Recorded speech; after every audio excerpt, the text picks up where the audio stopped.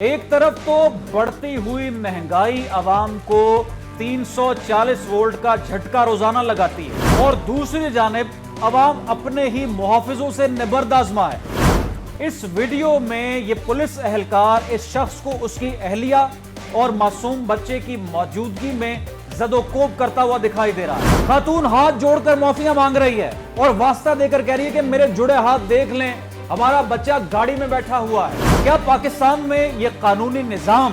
بہتری کی طرف جا رہا ہے؟ جب عوام اپنے ہی پولیس اہلکاروں سے خوفزدہ ہوگی تو پھر کس طرح سے ریفارم آ سکتا ہے؟ السلام علیکم، آپ دیکھ رہے ہیں کیپٹل ویلاگز اور میں ہوں رخشان میر۔ ناظرین، پاکستان میں آئے روز پولیس گردی کے واقعات بڑھتے جا رہے ہیں۔ ابھی سوشل میڈیا پر شاہد جٹ نامی ایک پولیس کانسٹیبل کی ویڈیو وائرل تھی کہ اسلام آباد سے ایک اور انتہائی خوفناک ویڈیو موصول ہوئی ہے۔ اس ویڈیو میں چند پولیس اہلکار ایک شہری کو زد و کوب کرتے ہوئے دیکھے جا سکتے ہیں، اور سب سے زیادہ افسوسناک بات یہ ہے کہ اس شہری کی اہلیہ ان پولیس ملازمین کے سامنے نہ صرف ہاتھ جوڑ کر واسطے دے رہی ہے بلکہ بار بار یہ بھی کہہ رہی ہے کہ گاڑی میں بچہ موجود ہے۔ سوال یہ ہے کہ کیا شروع دن سے ہی یہ بربریت اور ظلم ہماری پولیس فورس کا خاصہ رہی ہے یا یہ حالیہ دنوں میں اس نہج کو پہنچی ہے؟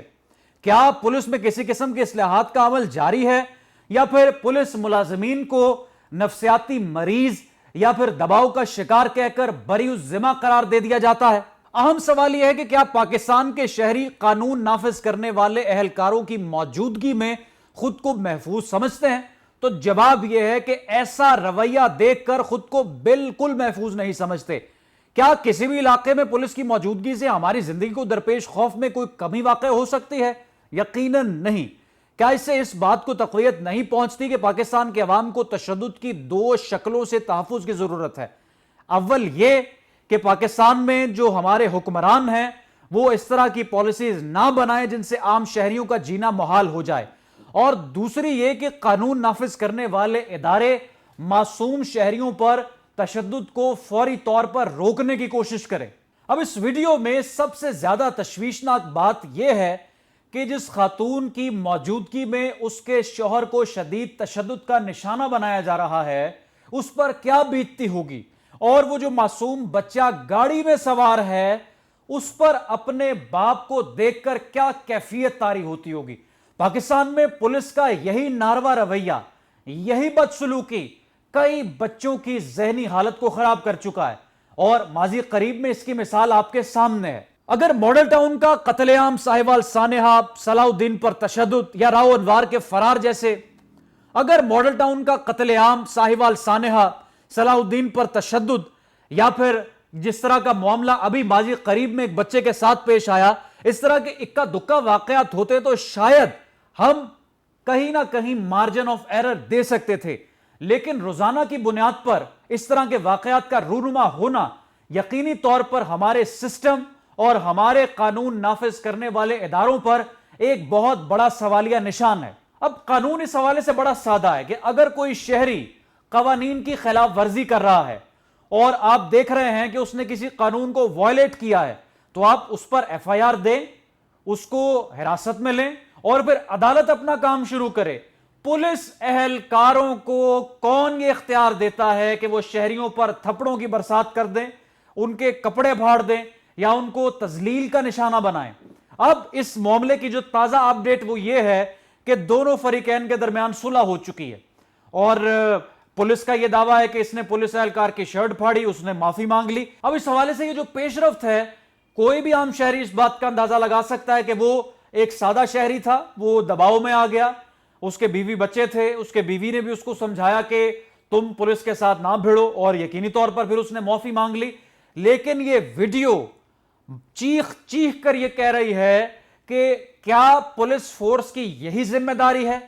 کیا پولیس فورس شریف شہریوں کو اسی طرح زد و کوب کا نشانہ بناتی رہے گی؟ گزشتہ کئی برسوں سے امن و امان سے لے کر انسداد دہشت گردی کے ماہرین تک سب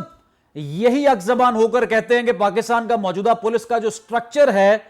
یہ اتنا تربیت یافتہ نہیں کہ ہمارے معاشرے میں روزانہ کی بنیاد پر فروغ پائے جانے والے جو واقعات ہیں ان کی روک تھام کر سکے یا معاملات کو کنٹرول کر سکے۔ اب جب سے پاکستان وقوع پذیر ہوا ہے ہمیں پولیس جو ورثے میں ملی ہے اس کا بنیادی ڈھانچہ صرف اس طرح سے محدود ہے کہ وہ مقامی سطح پر کسی ہجوم کو روکنے،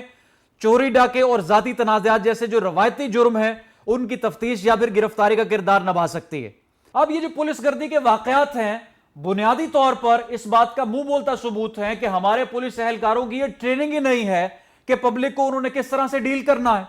اور جو شہری اپنے روزمرہ کے معاملات سر انجام دینے کے لیے سڑکوں پر موجود ہیں ان کو مخاطب کس طرح سے کرنا ہے، اور اگر کہیں پر قانون کی خلاف ورزی ہو رہی ہے تو پولیس نے اس کو کس طرح سے ہینڈل کرنا ہے۔ یا پھر ایک وجہ یہ ہو سکتی ہے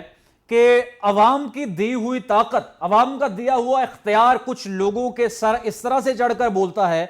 کہ وہ یہ بات بھول جاتے ہیں کہ ان کا کام، بنیادی ذمہ داری، ان کا حلف عوام کی خدمت کرنا ہے۔ لوگ جو قانون کی پاسداری کرتے ہیں وہ کسی فرد کی وجہ سے نہیں کرتے، وہ پاکستان کے قانون اور آئین کی وجہ سے کرتے ہیں۔ اگر کوئی ٹریفک وارڈن ٹریفک کو کنٹرول کر رہا ہے تو اس شخص کا احترام نہیں کرتے بلکہ اس ادارے کا احترام کرتے ہیں، اور اس ادارے کی دی ہوئی ذمہ داری کا احترام کرتے ہیں، اور اس قانون کا احترام کرتے ہیں جس قانون کے تحت وہ خود بھی تابع دار ہیں اور وہ کھڑا ہوا اہلکار بھی تابع دار ہے۔ یہی معاملہ تمام لا انفورسمنٹ ایجنسیز کے ساتھ ہے، لیکن کچھ لوگوں کو یہ لگتا ہے کہ وہ نہ جانے کتنے طاقتور ہو گئے ہیں، ان کو اگر پھول لگ گئے ہیں، ستارے لگ گئے ہیں تو وہ کسی کو بھی روک کر اس کی تذلیل کر سکتے ہیں۔ اب بنیادی ذمہ داری تو محکمے کے سربراہ پر عائد ہوتی ہے۔ محکمے کا سربراہ اگر ایسے لوگوں کو ٹریننگ کے ساتھ ساتھ ان کو سزا نہیں دے گا اور قرار واقعی سزا دلوانے کے بعد عوام کو اعتماد میں نہیں لیا جائے گا تو اس طرح کے واقعات پھر کس طرح سے رک سکتے ہیں؟ اگر کوئی معصوم شہری اپنا مسئلہ لے کر تھانے میں جاتا ہے تو تھانے دار اپنی چارپائی پہ لیٹا ہوا یہ بھی گوارا نہیں کرتا کہ کھڑے ہو کر اس کی بات سن لے، اور اس کے ایشو کو ایڈریس کرنے کی بجائے اس سے اس طرح کے سوال اور لہجہ اختیار کیا جاتا ہے کہ وہ تھانے سے واپس جانے میں ہی عافیت سمجھتا ہے۔ اس وقت صورتحال یہ ہے کہ پاکستان کی عوام ایک طرف تو معاشی پریشانی سے دوچار ہے اور دوسری طرف اپنے ہی پولیس کے ملازمین اور اہلکاروں سے نبرد آزما ہے۔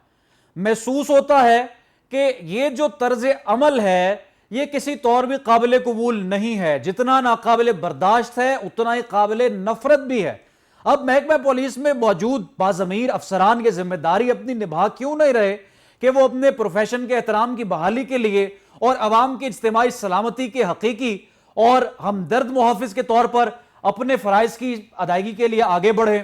اور آ کر عوام کو اس بات کا یقین دلوائیں کہ پولیس فورس جب تک موجود ہے، جب تک پولیس اہلکار، ٹریفک وارڈن یا دوسرے قانون نافذ کرنے والے اداروں کے اہلکار اپنے دفاتر میں موجود ہیں، آن ڈیوٹی موجود ہے، عوام کی جان کو خطرہ نہیں ہے، عوام کی عزت کا تحفظ ہوگا، ان کے جان مال کا تحفظ ہوگا۔ جب تک افسران فرنٹ فٹ پر آ کر اس طرح کے اقدامات نہیں اٹھاتے تو پھر اس طرح کے معاملات